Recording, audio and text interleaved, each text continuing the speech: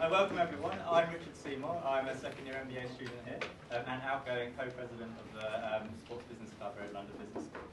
My last act as role of president here, I'm really proud to welcome you all to our inaugural Sports Business Conference here. We've got a stellar lineup of speakers from all walks of sport with many years of experience in teams, leagues, organising bodies, agencies and rights holders from the States through Europe, through to the Middle East and beyond.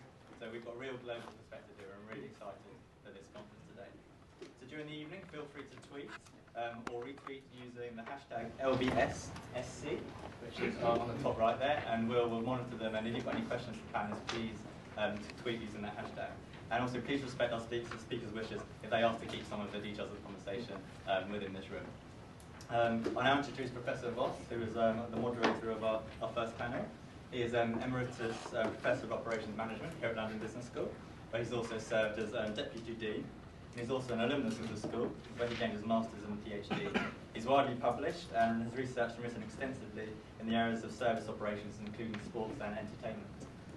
His teaching includes the Managing Sports Entertainment elective, which I took a few weeks ago, which was my final and also my favourite class of the MBA. So, without further ado, first year's enroll, please. I'll pass you over to Professor Voss to introduce the panel. Excellent. Yeah, all up here. All the first, could ask the first Tom, Brett, Alistair, Rick and Kevin all come up, please. We have assembled, as I said, a stellar panel from representing sport from both the club perspective and the sport perspective. We're going to ask each of them to speak for 7 to 10 minutes about the globalisation of their particular sport, their positioning and their ideas, their challenges within this. I won't introduce you. See that Tom from Arsenal, Brett from International Rugby, Alistair from NFL, Rick, former CEO of Liverpool and the FA Premier League, and Kevin from the British Basketball Union. So you've got their outstanding careers as well as this. I don't have time to go through each of their outstanding careers. So what I'm going to do is ask each of them to talk. Yeah, exactly. And I've asked each of them to give their perspective from their sport or their club or both. And I'm going to ask Alistair from NFL to give the NFL perspective on globalisation of the NFL. Okay, do I sit or stand or whatever you like. Run? As long as you pick the pass on the way. Okay. Okay, well, I'll go relax and I'll sit. I'm glad that we've set the bar low with me to start off with. No pressure on anybody else. I was actually just thinking as I was walking in that with Tom being an American, being senior at Arsenal, and myself as a Scot having been with the NFL for quite a while, and yet still not quite having developed the American accent, at least from an employment perspective, we can show that we're actually global in how we think. The NFL is an interesting case study as to how we are trying to go about trying to build a global sport, because in many ways we are a dominant sport domestically, and that leads to challenges when we look at how we try and build internationally. The first thing to say is that we're not a federation.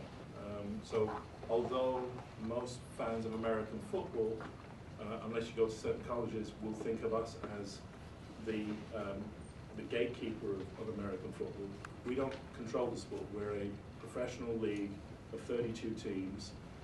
We're democratically structured. We're in a situation where 24 out of our vote yes to a particular given proposal. As a result, we're a relatively conservative league because with any form of democracy leads to a lot of debate, and also means that you give a lot of thought as to how you go about doing things. As a result, domestically, we have built a league that has been superbly structured, and I think last year, of the top 30 most watched programs, not sports programs, most watched programs, 28 were NFL games. So we're used to success domestically, and we've built it in an appropriate fashion. Yet we're not an Olympic sport, which is key, because we don't have support then therefore for federations across the globe to build grassroots. And because we're not the custodians of the sport, we don't actually have a vested primary interest in building the sport like the FA would do with football in this country. When we then try to do as a sport, and looking at all the barriers, the potential barriers that we have, we're perceived as a relatively complex sport, and when you first look at us, we don't have a high percentage of international players, and as a result, our strategy in the last 3 decades has shifted. So in the first 15 years of trying to become truly global, we started off by splattering a little bit of what we do by playing pre-season games. When that had some traction in a few countries, we then moved to a bottom-up approach, which was to invest in leagues that would build grassroots for sustainability. And that didn't work because at the time when we were thinking about doing it, it probably was appropriate, but then media proliferation and the digital explosion and cable explosion, and also the professionalism of sports, meant that other sports were doing things in a completely different way. So our global strategy has been challenging in the first place. It has had, dependent on how you perceive it, either learnings or missteps. And in the last 5 or 6 years, we've changed to a different form of focus, and it's to recognize how society and how business and business of sport has moved, which is that if you want to be a big player in sport, you actually have to put the best possible product out there, and you have to put your best possible wares out there. And on the basis that we are doing so well domestically, that's a challenge, because you don't want to break something that's working, yet at the same time you want to build internationally. So our approach is to focus on a number of narrow countries, so Mexico, Canada, China, Japan, and the UK. Within the UK, we have a plan that is different to the other territories. We play regular season games that should be played in the States, but home teams give up their games and play in the UK in an attempt to build mass scale. We've been playing games since 2007. We've been playing one a year at Wembley. We this year are moving to 2 games and have sold, I think it was 140,000 tickets in January to ensure that they were a success. We have agreement from our ownership to build a platform for more games going forward. So we have approval from at least 24 owners out of the 32, but in this case it's all owners, to play multiple games in this country going forward. And my charge is to build a fan base that is large enough in scale over a period of time that at some point in time we can then take a view as to whether we would ever consider having a team that would be competing in the US-based league based over here. Now that's to get it to a scale where we'd consider to do that. I'm not saying that we would do that.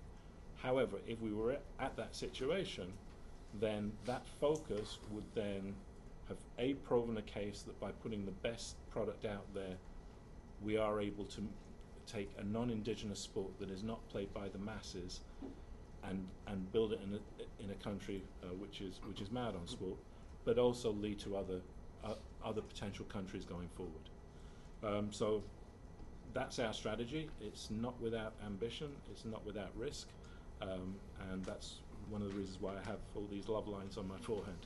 But I'd be interested to see what everybody else in the panel has to say. Alistair, thank you very much indeed. Okay, we'll come back to you in a moment. Let's move on to another sport which is also dominant in the States but has a different and maybe more effective spread around the world, everywhere except the UK maybe. So, Kevin, would you like to a little bit talk about basketball? So, having had a Scot talking about American football, you get the privilege of a Canadian speaking about basketball in the UK. And the context is that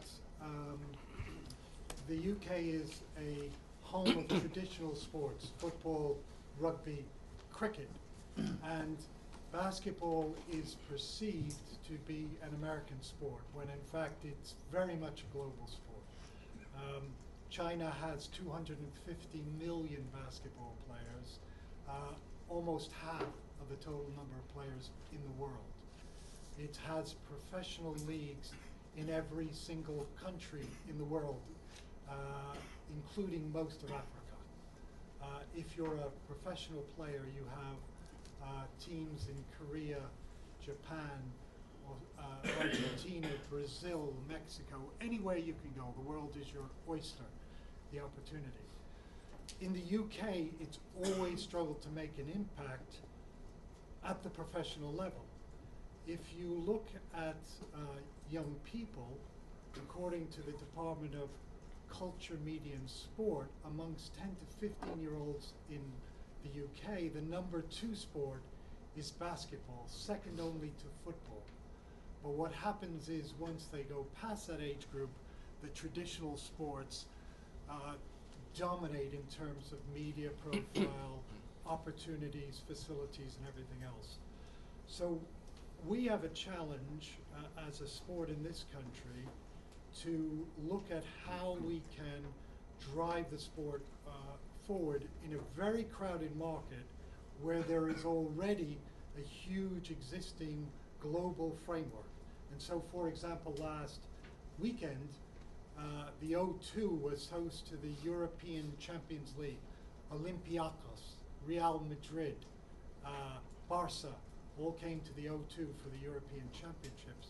18,000 people, unbelievable atmosphere, but probably nobody in this room knew that happened because they were all Europeans coming to watch those games. We had an opportunity at the Olympics for 2012 for Great Britain to compete, men and women, to have our players together, and I'll come back to that in a moment, the challenge of just getting our best players together. And there was an opportunity to see the very best of what Great Britain can do operating at the top level, playing the global superstars that are in the NBA, who comprise the US teams, but also comprise many of the opposition teams. And the piece we're missing is, well, there are several challenges. One of the challenges is a challenge to all sports in the UK, which is we suffer from governing body itis. There are lots of governing bodies, Wales, Scotland, England, GB team, all set up, all many, many years old, and all with their own politics and importance and so on. So we've got that as a general issue. How do you come together as a sport? The NFL doesn't have to worry about that. They come into the country and they pretty much do what they like. There is no country in the world you can go and play basketball without there being a governing body which you need to relate to. And then the second challenge we have is the piece we're missing if you compare with, say, football, cricket, or rugby, is they all have, sitting at the top, a national team which is quite important, which generates lots of profile, lots of money, and then feeds down. Where would cricket be in this country without the England team, without the Ashes series? The answer is in pretty poor shape. The county game is struggling right across the board. We don't have that equivalent. And so one of our challenges is, how do we get the GB national team up there, playing at home, part of the profile? And here's the challenge. The GB team at the London Olympics had 2 players playing in the UK. The rest were scattered across Europe, and our leader, Lual Deng, is paid $20 million to play for the Chicago Bulls per year. Salary, and then lots of endorsements on top of that. But we're not the only country facing that challenge, because France, who are the European silver medalists, had only one player from their domestic league in their French team at the London Olympics. 6 of their players are playing in the NBA. Australia, who have been a perennial basketball powerhouse, at the London Olympics only had 2 players from their national league. Most of their players are in the US or playing for Barca, Real Madrid, the top clubs. And what that then says is the ability to get your team together depends on you negotiating with a whole bunch of leagues around the world.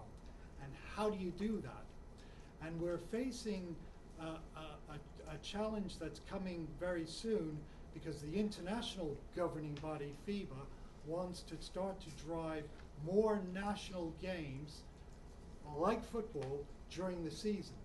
How do you get the players together unless the NBA agree, the Euro League agree, all the national leagues agree? It's a massive negotiation. And there is a crunch coming. So our challenge of globalization is the global market's there. How do we work our way around that global market so we can have a regular GB program in the UK? And that matters intensely to the sport. I represent the league, but actually the league wants Great Britain to be performing.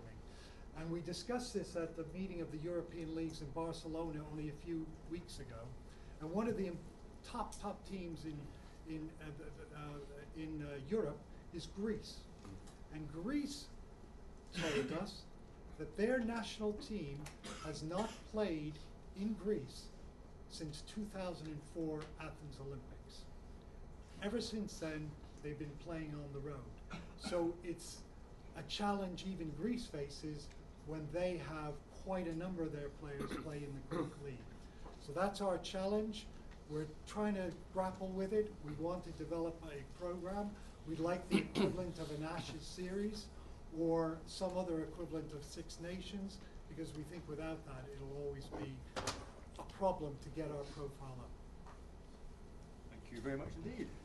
We'll come back to views on governing bodies a bit later on. I believe Rick might have a few things to say on that. But before we hit rugby, let's go to football, or soccer to use those across the Atlantic. It's soccer here too. Saturday morning on Sky. I know very well.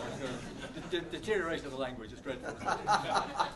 Tom, can you give us you're the first, give us the perspective of the club. These are sure. These are sport and league perspectives. Let's have a perspective of the club. Well, you scared me with your media caveat early, because I had a bad experience at a business conference in Dubai, where what I meant to say to a woman who I thought was a business reporter was the reason Emirates Airlines would agree to spend 150 million pounds with Arsenal is that the club is defined by more than winning, and it was misinterpreted by the Sun into winning isn't important. And I was lucky for me. I had the supporters drinks function immediately after that, and I had people coming up to me, "Did you really say that?" So I've been referred to as Tom Winning is an important fox.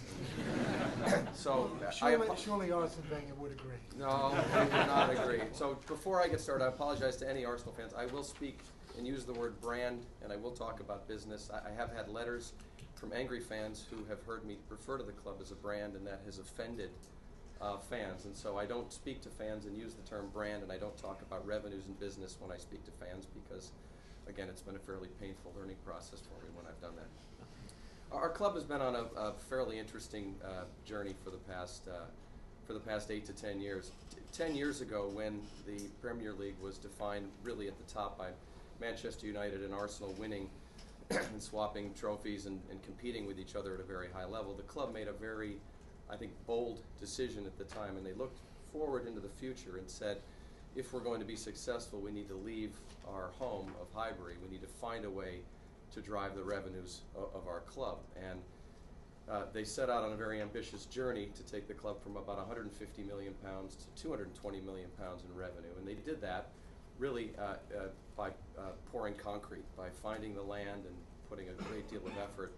And that was a very visible symbol of the club's commercial progress, pouring concrete, building a stadium, and having a new source of revenue that could take the club from 150 to 220 million. We then set on a journey about 4 or 5 years ago, which was really defined by people. It was how an exercise in building the capability at the club to take it from 220 million pounds to 300 million pounds, to be able to compete with what was happening with other clubs across Europe. And we now, on the back of the last 4 years and the team we've built and the strategy that we put in place and the commercial deals that are now coming to the fore, we see that in about a year and a half, we will be a club that's 300 million in revenue, and that will move us over into a slightly different category of clubs alongside really Bayern Munich in terms of the revenue we generate on our own, and create some separation between us and some of the other clubs in England and in Europe who really are limited by the lack of a big stadium. And no sooner had we gotten a view to 300 million pounds than the chief exec said, great, how do we get from 3 to 350? And we've spent a lot of time talking about that, and I will tell you that is a much more difficult exercise. Football teams are built very effectively around selling tickets to their stadium. The league support structure is built very effectively around taking live game action and commercializing that globally by selling television rights. And we sell a lot of tickets, we sell a lot of sponsorships, we maximize, the Premier League maximizes the television revenue, but when you start to think about what it's going to take to get from 3 to 350, in our opinion, the model begins to change, and the questions are questions that I don't think really any individual team has asked and answered successfully. I think the NBA have done a great job, but their distinct advantage is that they have scale.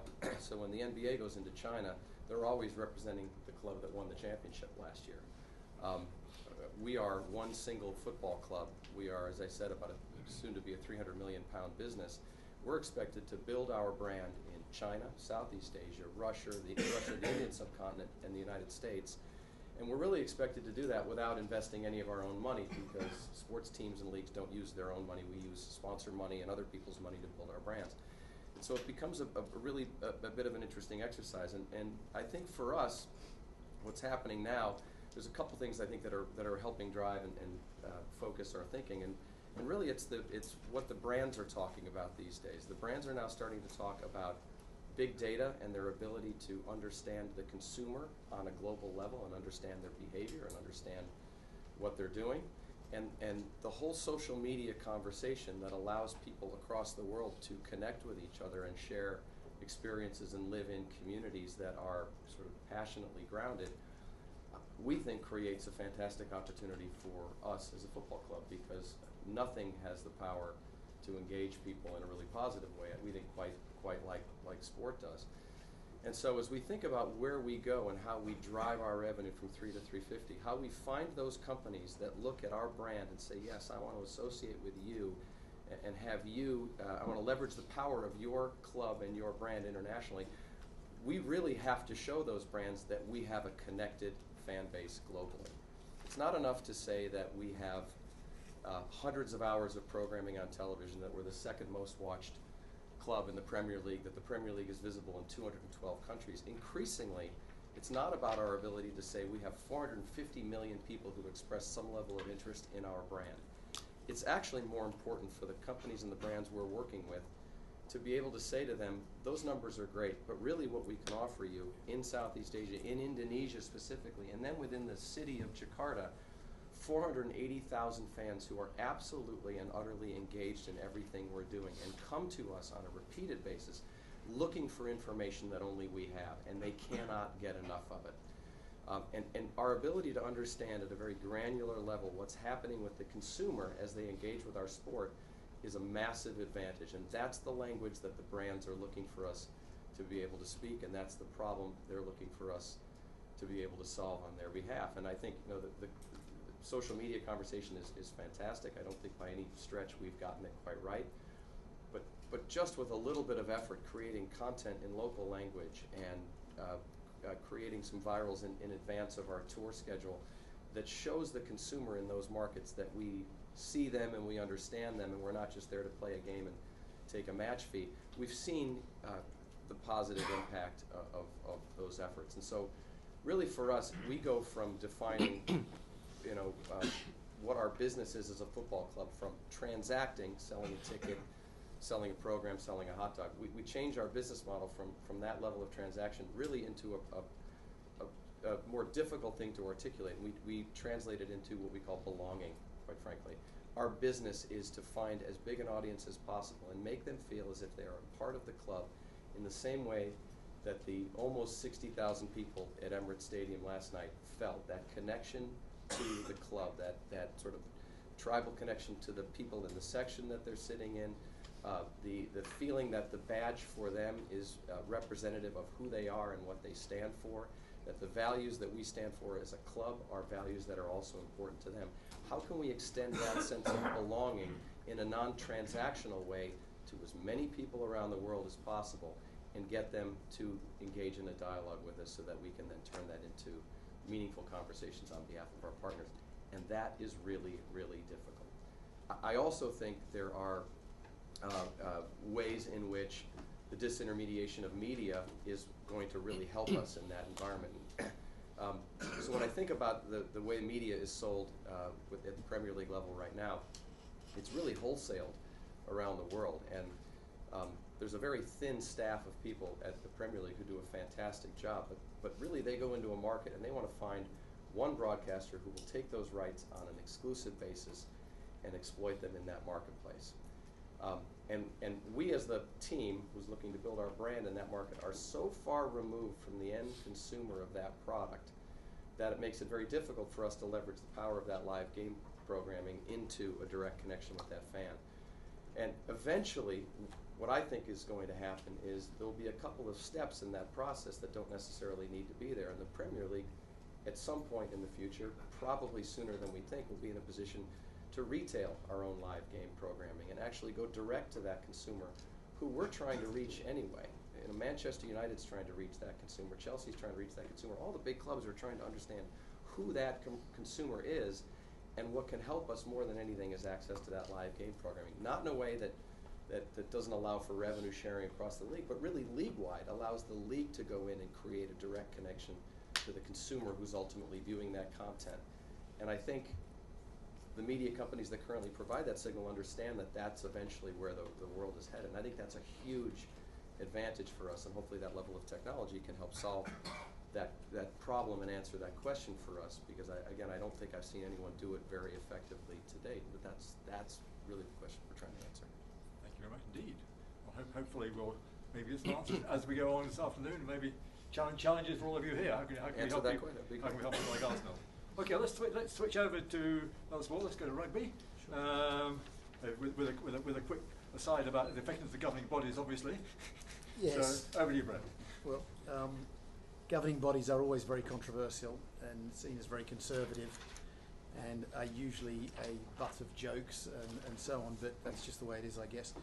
I haven't been in the sports business actually very long. I've only really been in it for 7-8 months now, and I come from marketing and communications industry, and so probably go about things in a slightly different way, and we'll discover later down the track that I got it completely wrong, but I do come at it from a little bit of a different positioning. I mean, the first thing in terms of global growth, the IRB itself has to decide what its priority is, in my view, and the IRB has always traditionally been a regulator of the game, and my view, which is where we're pointing the organisation towards, we will always be a regulator of the game, the rules, the laws, the bylaws, the whatever. But given the properties that we own, and we don't own as many properties as people think, we don't own the Six Nations, we don't own the Super Rugby, we don't own the Championship, which is the former Tri-Nations and so on. We certainly don't own the Heineken Cup. No one knows who owns that at the moment. Actually, at the end of the day, we own the World Cup, which happens every 4 years. It makes a lot of money for the sport each 4 years, and then we spend the next 4 years basically using that money to develop the game around the world, and that's the model of the IRB. So as we increasingly own inventory, whether it be the World Cup, we now have a staggering growth of sevens throughout the world in non-traditional markets as well as traditional markets with HSBC World Series. We also have the Olympics, which has come onto our regimen. The idea is for the needle in terms of development to happen, to move from being a regulator of the game to an inspirer of the game. And therefore, what you need to do in terms of the bodies you have in the building and the attitude that you have is actually quite different from when you're just a regulator. And as a regulator, you tend to be a secretive organisation hidden in Dublin without even a plaque on the wall saying who you are.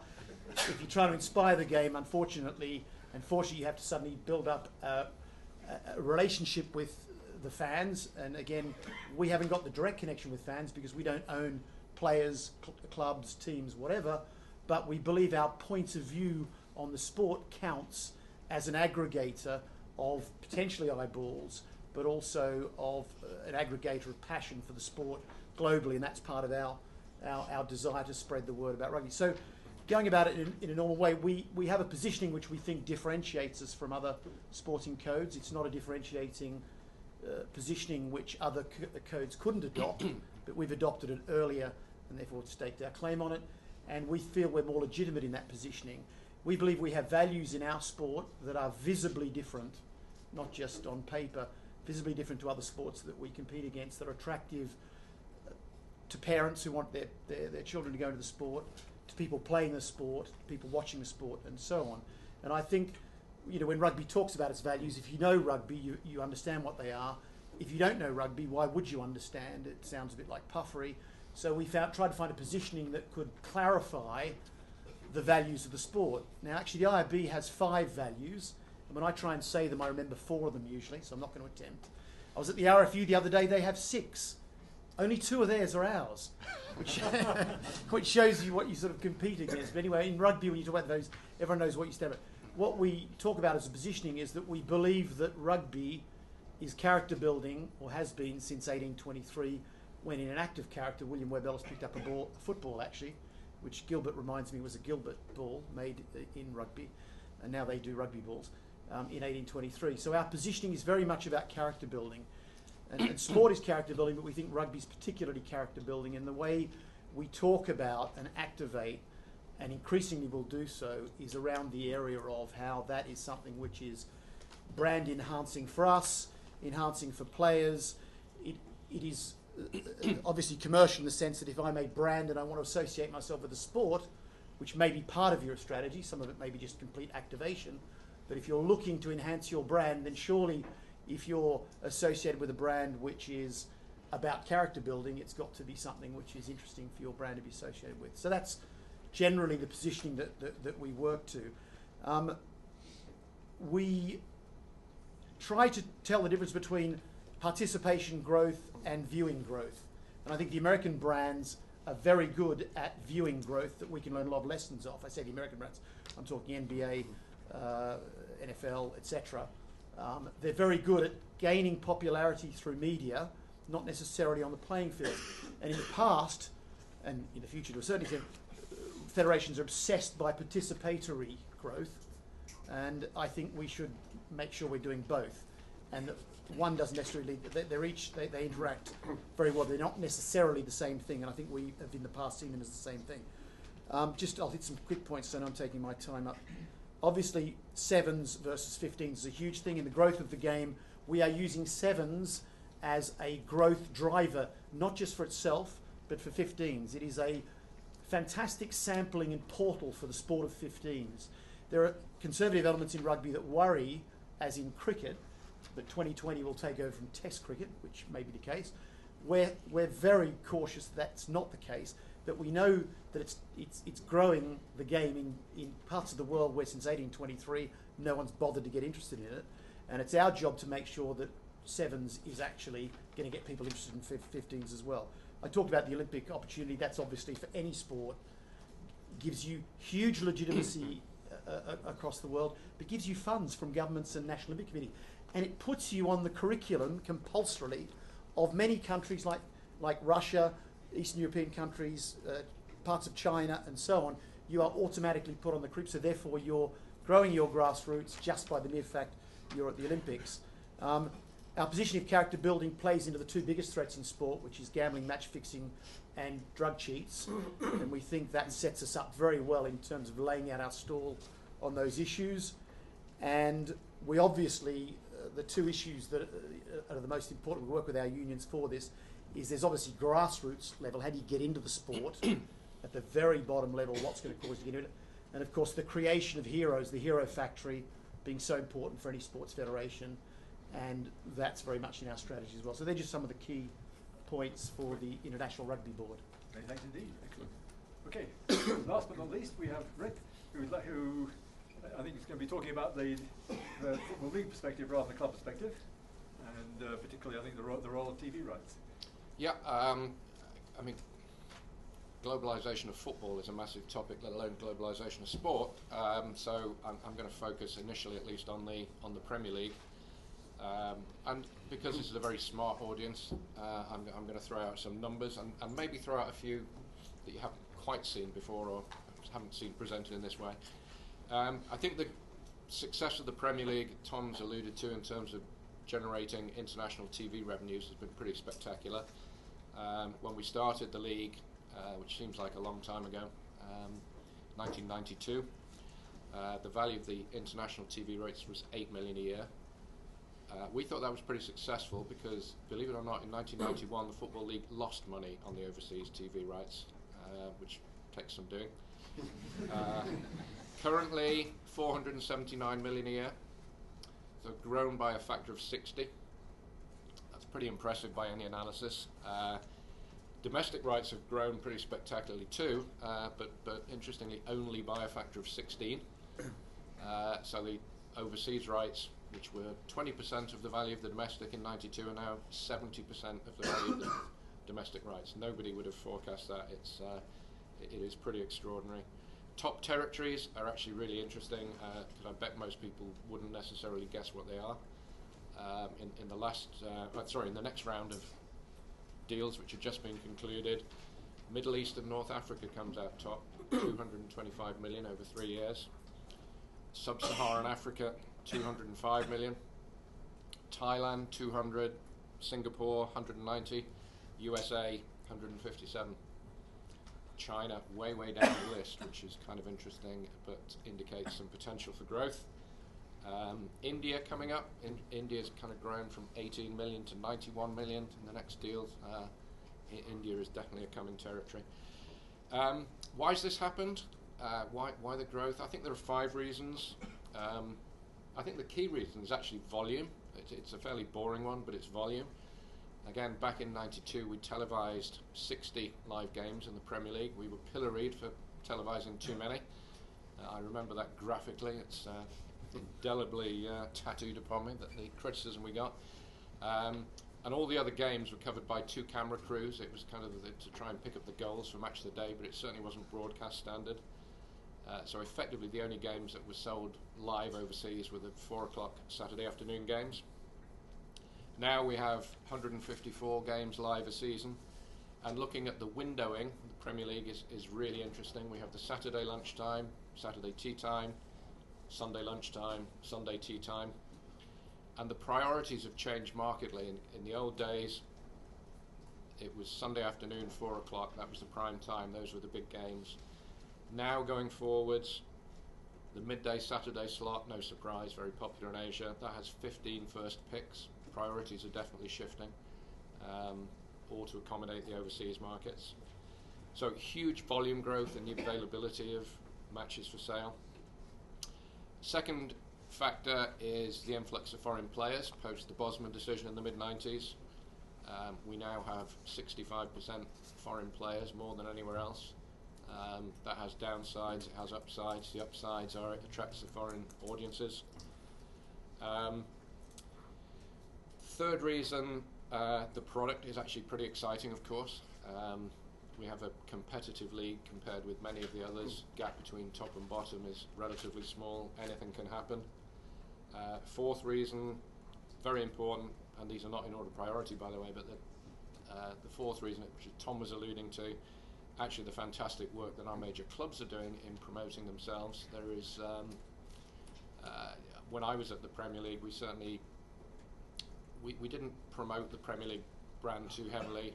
We did it with a very light hand because we recognised that what was most important to us was the strength of the individual clubs. They were the you don't relate to a league, you relate to a club, you support a club.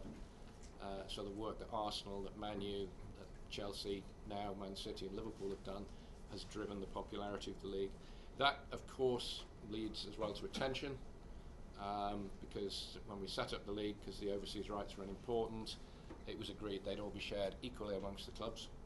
unlike the domestic formula, and certainly the major clubs have, over the years, started to grumble a little on the basis we're driving all the revenues, we're driving the popularity. What about the share of the revenues? And that isn't going to go away. Fifth reason, and again Tom touched on this, I think it's the same reason that rights have grown here. It's competition within the local markets, shifted from terrestrial in the early days to pay TV.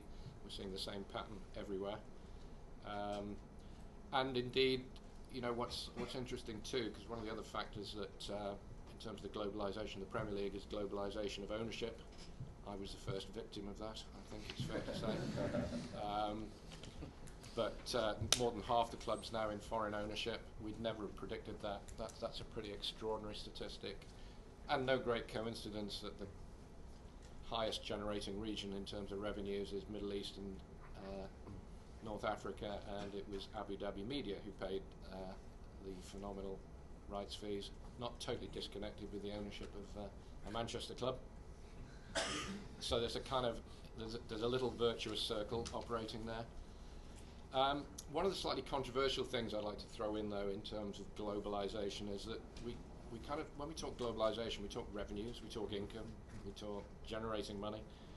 And one of the slightly surprising things is, and it's a paradox, is that the Premier League clubs and the Premier League actually operate extremely badly when it comes to controlling costs on a global stage. We don't have an efficient market in salary costs. We actually just have an arms race in which the clubs compete against themselves. And all these stats are kind of out there, but it's interesting to analyse them in a slightly different way. And it's really interesting that between 96-97 is the last deal of the first Premier League TV deal, which was, we thought was big at the time, but looks pretty small now. But since 96-97, wages in the Premier League have risen by 1.5 billion euros. I'm doing it in euros because I'm going to do some international comparisons. That is 79% of the increase in revenues. Wages increase up by 79%. Whereas over the same period, if you look at our key competitors in terms of popularity of leagues, quality of players, Spain and Germany, Spain's wages have increased by 770 million euros, just over half. Germany, 700 million euros, less than half of our increase, which is from an economic standpoint is kind of crazy.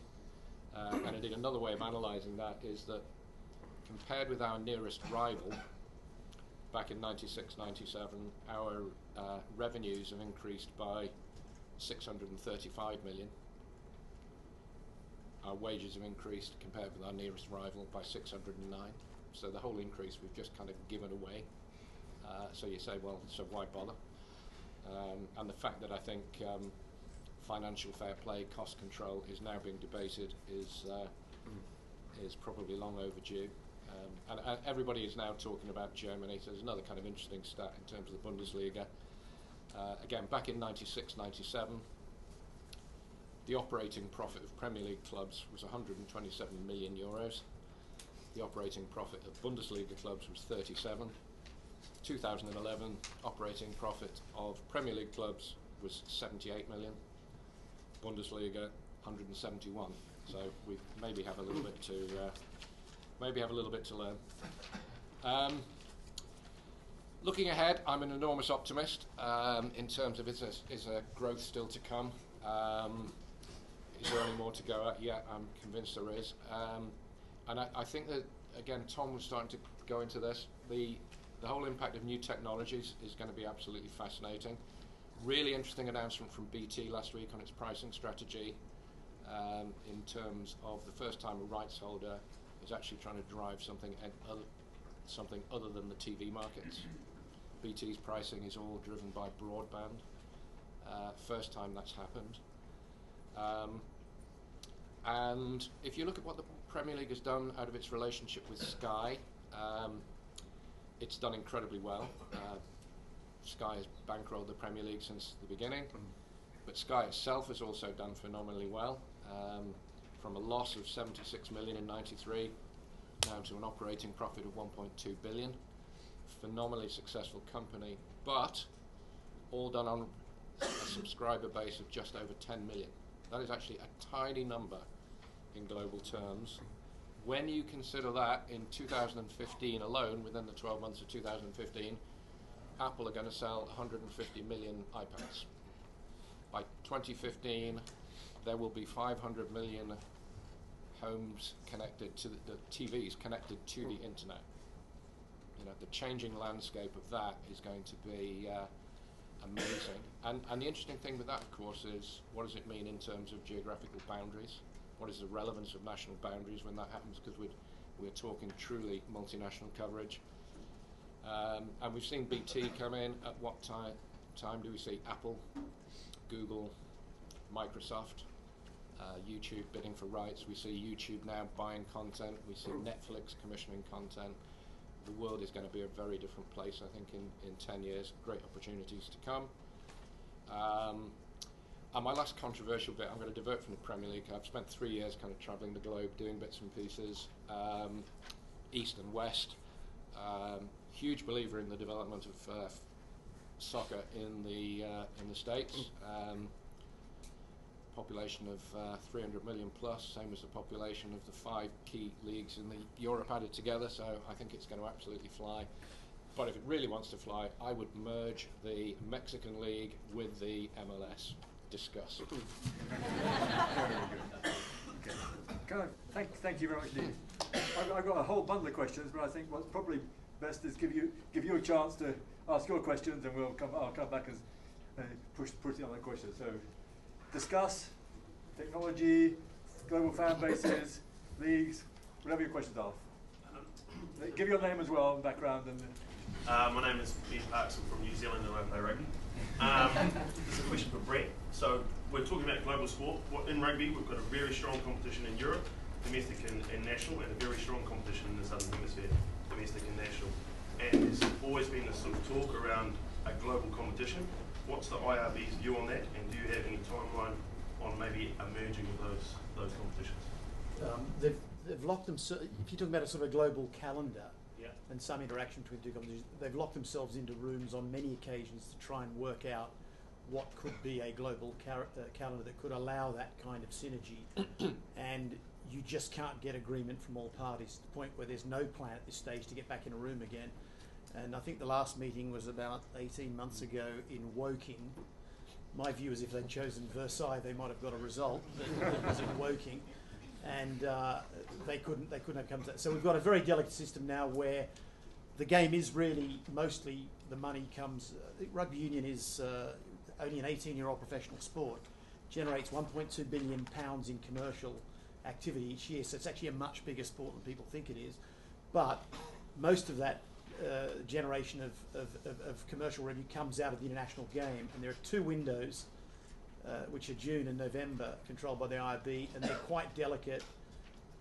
So no one wants to upset that balance of the business. The simple answer is there is no plan at this point, because of the realities of the trouble in getting it done, to have a completely synergised Northern Hemisphere, Southern Hemisphere program.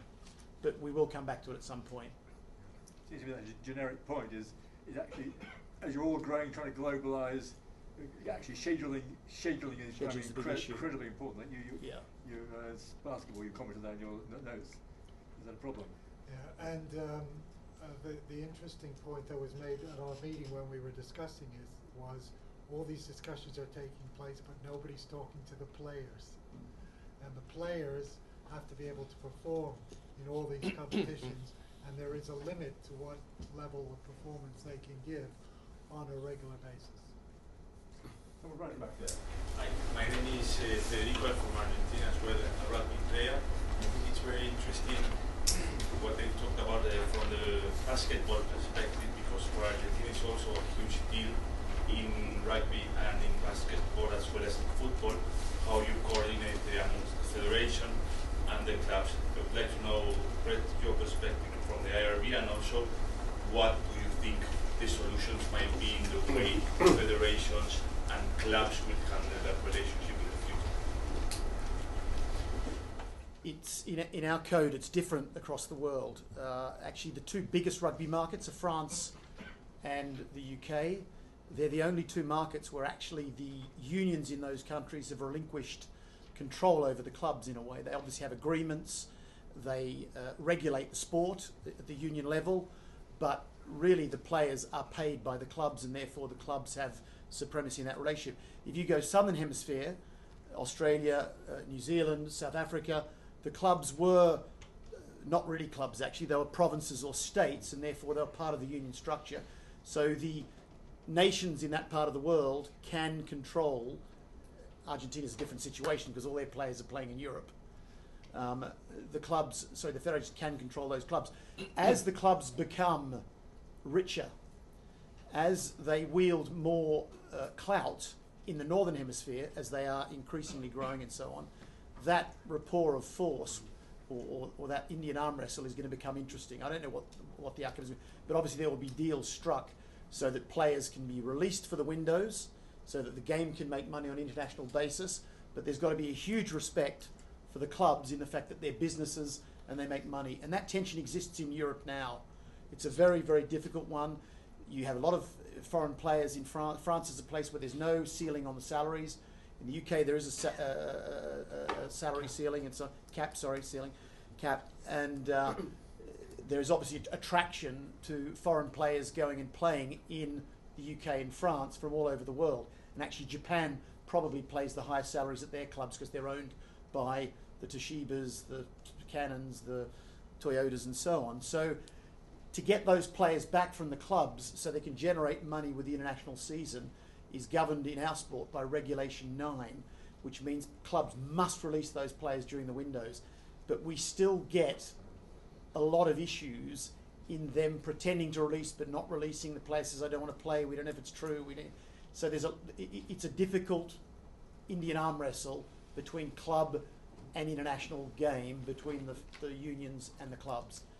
And that will change as the clubs get stronger, which they will. A question now not on rugby. Yes, thank you very much. Hi, my name is Nav Kaplish. My question is really for Tom and Rick. I know Rick mentioned India as a market growing. Other than the TV rights increase, what other opportunities for monetization do you see going forward in the next 5 or 10 years in a market like India or in a market like China, for example? You want me to start that one? Yeah. Yeah, I mean, India is a real interesting market because there's a huge population, but everyone assumes that it's so focused on cricket that you can't penetrate it. In fact, you've got, I think, 25% of the world's population under 25 living on the Indian subcontinent, and actually they're looking for something other than cricket, I think, is certainly the conventional wisdom. Whether that's entirely true or not, I'm not sure anybody's tested that theory. First of all, television is the first avenue into any market for any league and any sport because it gives you an idea of what your fan base looks like, gives you an idea of what the interest is, and it sells your game and all the individual club brands within that game well in advance of you as a club having to go in and devote your resources to it.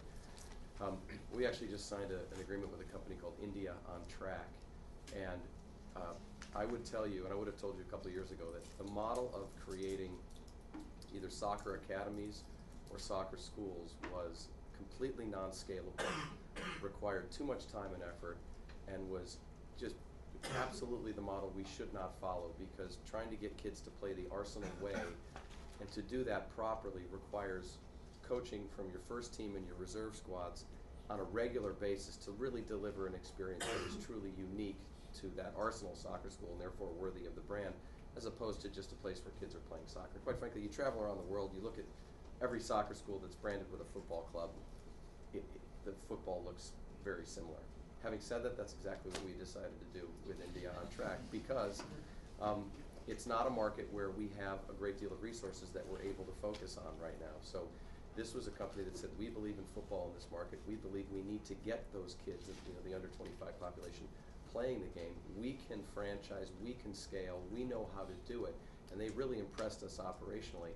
And quite frankly, because we don't have a lot of other resources to really go in and put on the ground and start to sell sponsorships, because it really, we'd be out in front of the consumer demand for the product. So starting to build the game at the grassroots level seemed to make a lot of sense with this particular partner and begin to give us some brand awareness. We are so focused on Southeast Asia, China, and you know, some of the Eastern European markets, and quite frankly, we're focused on it because that's where the brands that we're working with are focused. We're not focused on North America, even though I agree with Rick, there's a huge opportunity there, because not one single brand that we work with says, you know what, if only we could be successful in North America, can you help us? There's plenty of other sports that can get them in front of the consumer if they want to use sports marketing, and quite frankly, that's a mature market for just about every business on the planet. There are US businesses that are starting to lift their head up and say, as I expand my brand globally, what can I use? And the global game of football is increasingly becoming an answer. But India, I think it's very early in that process. There haven't been teams touring there yet, and I think we're dipping our toe in the water with a view towards building something meaningful in the future. Hi, my name's Jonathan. I'm an MBA from last year. I work for an online retailer. Part of my job is to set up fan clubs, so hopefully I can talk later. But my main question is about the merchandising side of your business. It wasn't mentioned. We've got tickets and TV.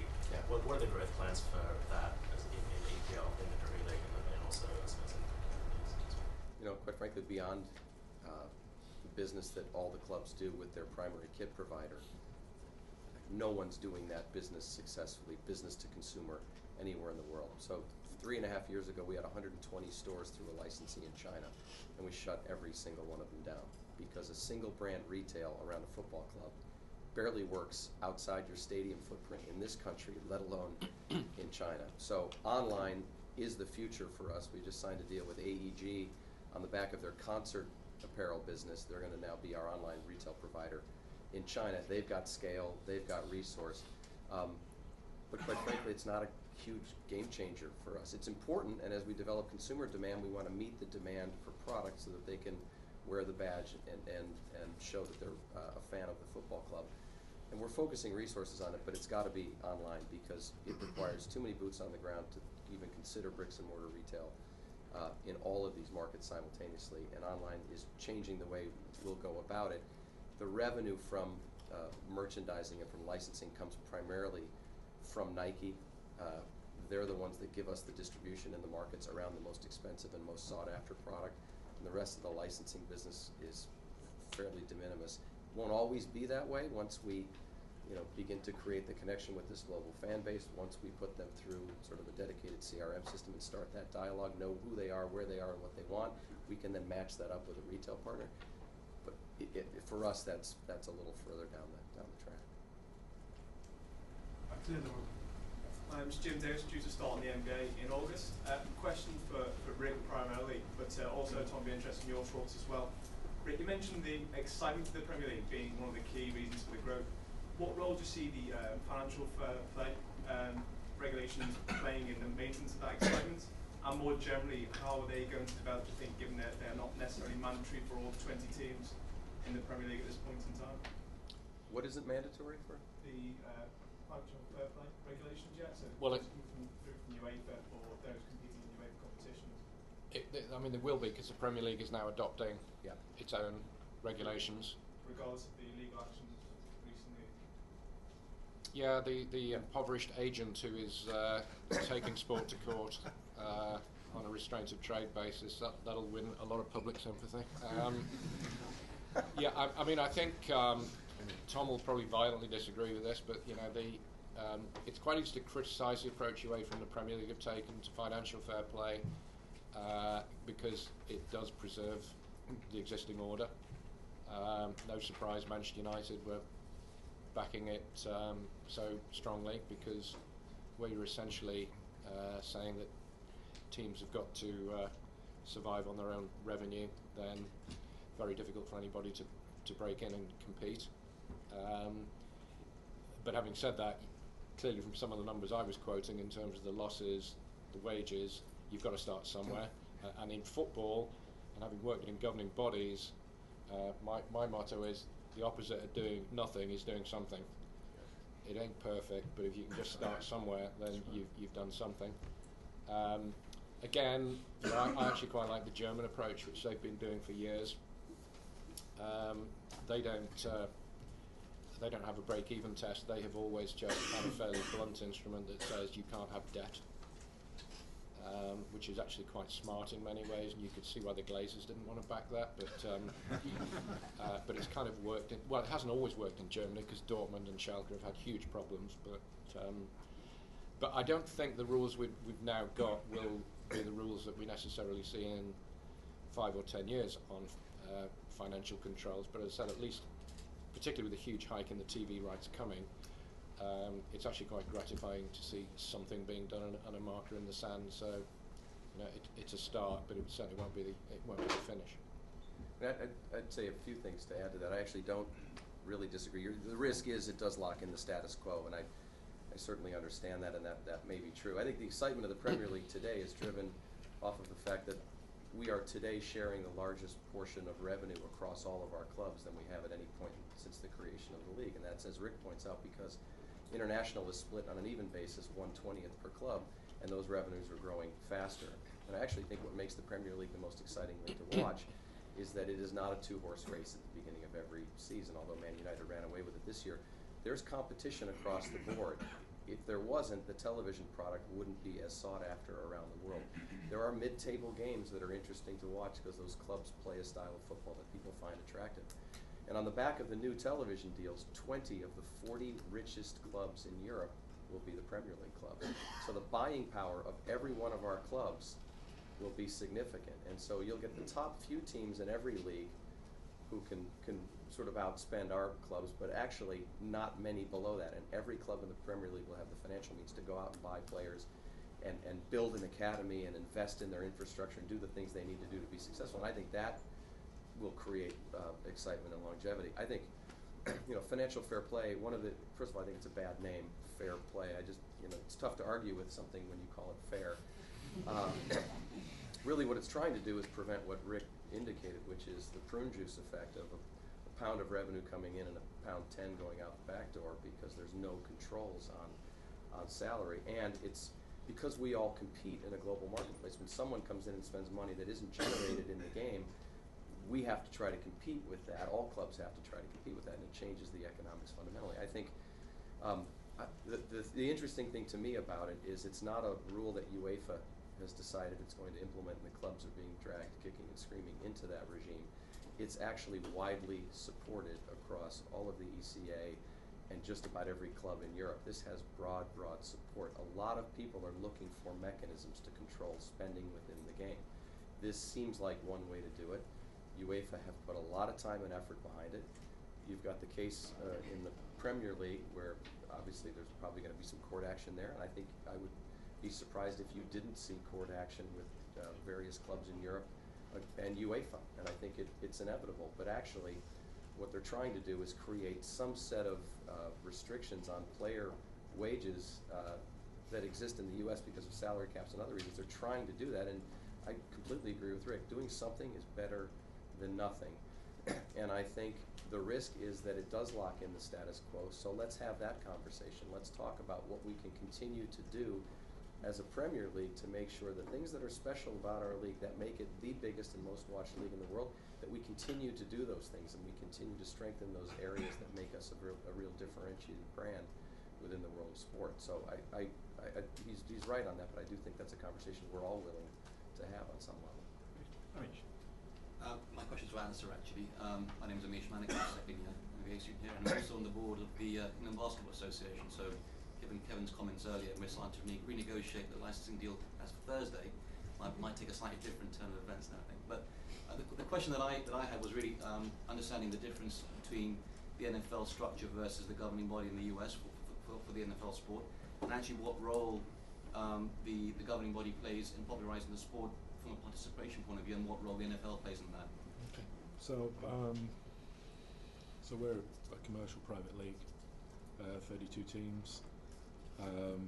We've increased that number slowly over time, but for the most part, that's the number that we stick to. There's a very high barrier to entry in terms of getting into it, and Tom talks about sharing of revenues. We share 80% of our domestic revenues amongst 32 teams, and even if you win Super Bowl, you're not actually going to financially benefit from that side. we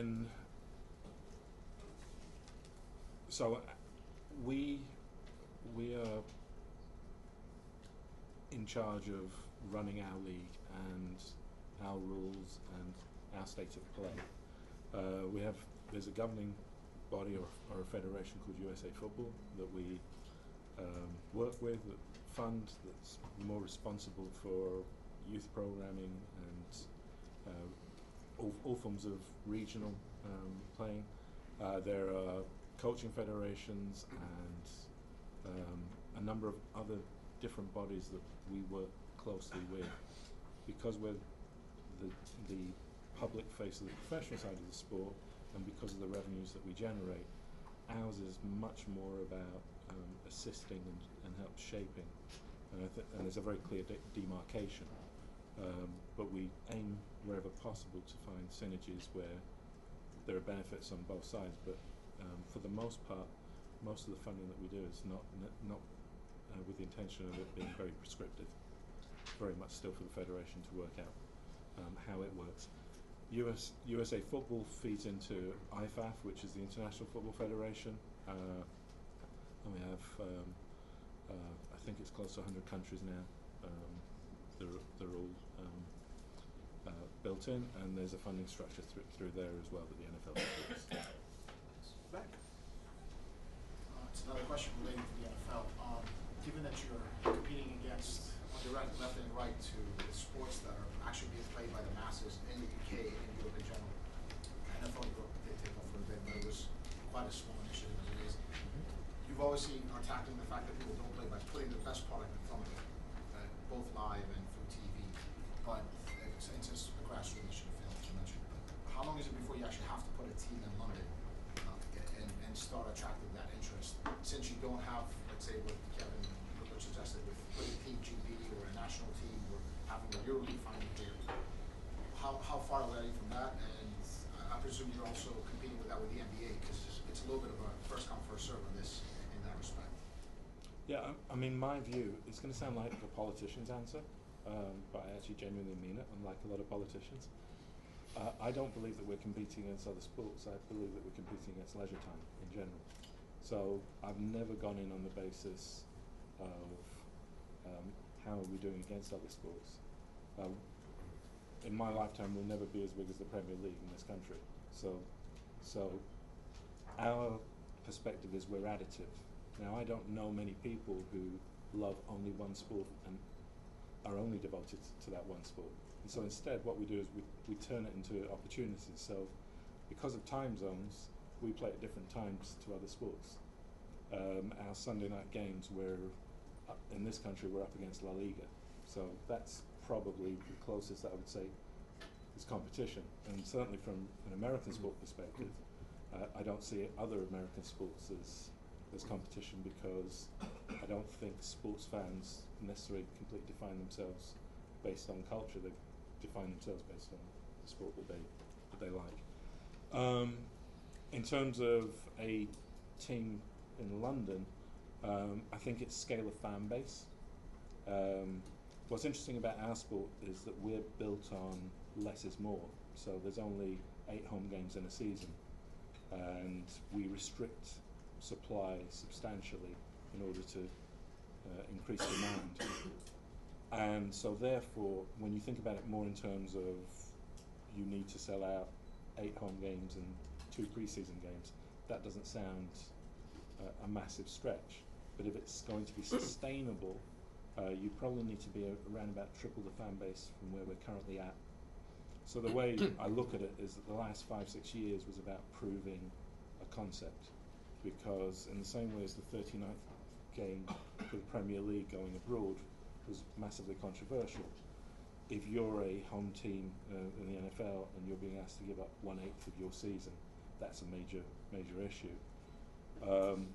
By proving that it works, that teams that have gone on to played at Wembley have then gone on to win Super Bowl, I've ended up trying to position like a politician, and this time I really am a politician, that London is a lucky charm and that you should come over and play here.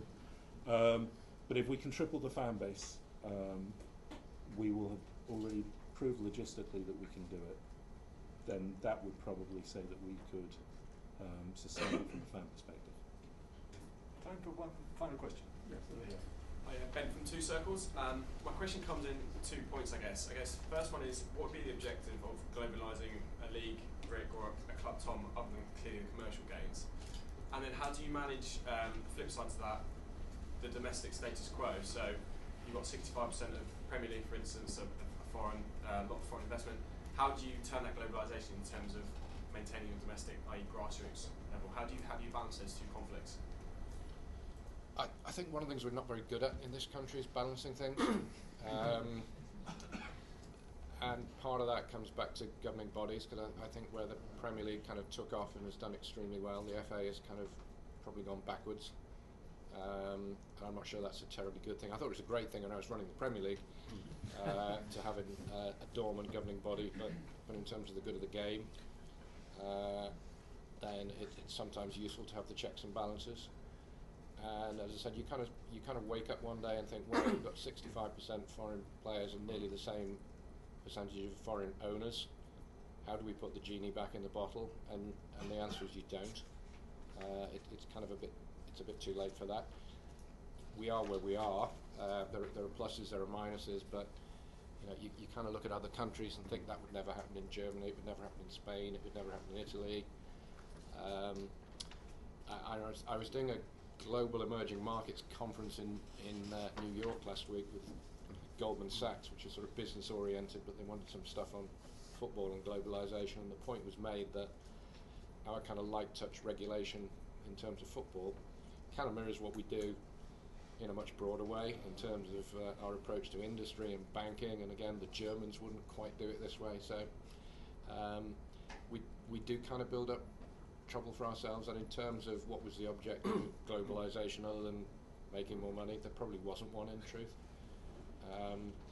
When we started the league, the aim wasn't to be live in 212 countries and have international revenues 70% of the domestic. We'd have thought, if anybody had suggested that, we'd have thought they were completely crazy. So it's been incremental, it's grown, it's been organic, and as I said, it's been immensely successful in terms of the revenue generation. And when Tom talks about the rich list, well, it's not a rich list, it's kind of a poor list, because we kind of spend everything we generate. Rich list to me is the amount you keep, not the amount you throw away. So we've got one side of the profit and loss account right, but haven't done terribly well on the other side. I mean, we're a football club first and foremost, and our club exists to make our fans feel proud. And our fans feel proud when we win, and we act in a way that's representative of their values, but mostly when we win. So that's why we're doing what we're doing. And so our chasing of commercial revenue is designed to do one thing, to make us better as a football club so that we win and make our fans feel proud. That's it. And so there is, I hear people say sometimes Arsenal's been prioritizing the commercial side of the business over the football side of the business. And I quite frankly don't even understand the statement, because there is no business, there is only football. The business is doing nothing but supporting the football. No one at our club is taking money out. Everything we generate goes back into the football club to make it more successful, to try to drive more pride amongst our fans. So there happens to be a global opportunity. Our asset is very valuable in other parts of the world. Only 12% of all the eyeballs that are viewing the Premier League are sitting in the United Kingdom. 88% of them are somewhere else in the world, and they're engaging with us on social media and in other, through our own club website and through content on YouTube and iTunes at a dramatically increasing rate. And so I think we have an obligation to go chase that business and exploit that business in order to make the football club perform better. In terms of the tension domestically, I guess, I've been in the league for 4 years. I don't really see it. And maybe it's the same tension that exists between the fans and the terraces who look at our fans on club level that they call the prawn sandwich eaters, and sort of refer to them in derisory terms. Actually, the reason, you hear about Emirates being the most expensive ticket in the Premier League. It's actually not. We have tickets that are £25.50 for many Premier League matches, but it is an expensive season ticket because we package 26 together. But one of the reasons it's not more expensive is because the 9,000 seats in club and box generate as much revenue as all of Highbury did on its own. So those prawn sandwich eaters allow us to keep the ticket prices where they are. We've taken 2 price increases in 7 years at the football club. Those people do that. So I guess I'd look at the international opportunity if there is some tension and say, well, actually it's those international fans who just want to be a part of the football club like you do that will help us generate the revenue that will enable us to compete with Barcelona and Bayern and Man United. That's really what it's all about. There is no business, there's only the football club, and we're just trying to do what we can do to be successful there. So one question for myself, ready for the group. This is our sports business club. Have you any advice to give to the people here about those who want to enter this business of sport? Simon Cummings, right there. I mean, I have one bit of advice because people ask all the time, that get any experience that you can doing whatever you can instead of trying to walk directly out of any role right into the sports business. Some people do it that way, but everyone in our organization, no matter where they sit within the club, has skills that they've developed somewhere else. So if you're selling anything, you can sell at our football club. If you're pitching a partnerships business, if you've pitched other types of business, if you've been in a client-facing role, no matter what it is, you're going to be right for me. Our general counsel, Svenja Geismar, came from the entertainment business. She didn't grow up wanting to be in sport, but she's a competent intellectual property lawyer. And so I'd say it's all about the experience you can bring to the football club and get as much of that and get as credible in your field as you can be. Anybody like to add to that? No, I would totally agree. In fact, it would be a lesson I'd give to a lot of our politicians as well. Go out and do something else and bring that experience back to running government. It's those other experiences that are going to make the difference. I mean, we've been talking in isolation here, but it is quite a competitive market that we're operating in. English Premier League is on the up, but there are threats out there from all sorts of things. And understanding competition and its role, which you can get from a wide variety of industries, and how to react to the competitive challenge is something that you should find from the broadest range. Many of my years have been in engineering, and that's a bloody competitive industry with very low margins. And I'd actually be interested with the group, how many, I think people that in the industry today that are hiring aren't necessarily looking for people that have sports experience. They're looking for people outside, whether it's in the consulting or the banking world, to come in and help us solve these problems. Is that true of your organization? Absolutely right. I mean, a lot of people think because you've got a passion for sport, that qualifies you to get a job in sport. And actually, it's good to have that, but it can get in the way if you're not careful as well. So the idea is to get a skill set that's required in sport is becoming, it has been for a long time, increasingly a business. And the skill sets, the education, etc., it's the same as the rest of the market. And you've got to be good at what you do, and having experience and bringing a fresh perspective is always good. I mean, the other thing I'd say is have patience. It took me 25 years to get a sports job, and I actually probably wasn't pushing for one for those 25 years. But I'm glad I'm doing something that I'm passionate about and I enjoy. It doesn't feel like work, even though it's probably I'm working harder than I've ever worked in my life. I mean, I came out of the ad business, and believe me, they work pretty hard in that. I would add 2 more things from my perspective. One is the importance of networking. That's true of all forms of business, but this is quite a much smaller industry than people realise, and opportunities, like lots of small industries, come out from favours and who you know. So and don't do it in straight lines. Some of it will be quite random. And then I think the second thing, building on what you just said, a big turn-off I think is actually when people apply and say that it's all about the passion that they have for the sport, because that's not a differentiator. You're there with millions of others. Whenever you're applying for any form of work, you're actually trying to differentiate yourself from every other candidate. And so one of the ways you can do it is actually to spend more time thinking about whether you actually understand the fan's perspective, not your perspective of the sport, but the fan and the organisation that you're trying to apply to and what they're trying to achieve. If you understand both the corporate culture and what they're expecting from their connections with fans, you'll differentiate yourself automatically. Well, on a positive note, I just say there has never been a better time to be thinking about a career in sport. And it's pretty much right to say when we started the Premier League in '92, amongst the 22 clubs that were then members, I don't think there was a graduate employed.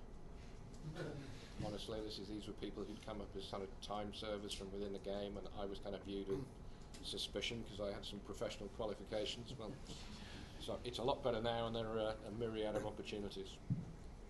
Thank you. Good luck.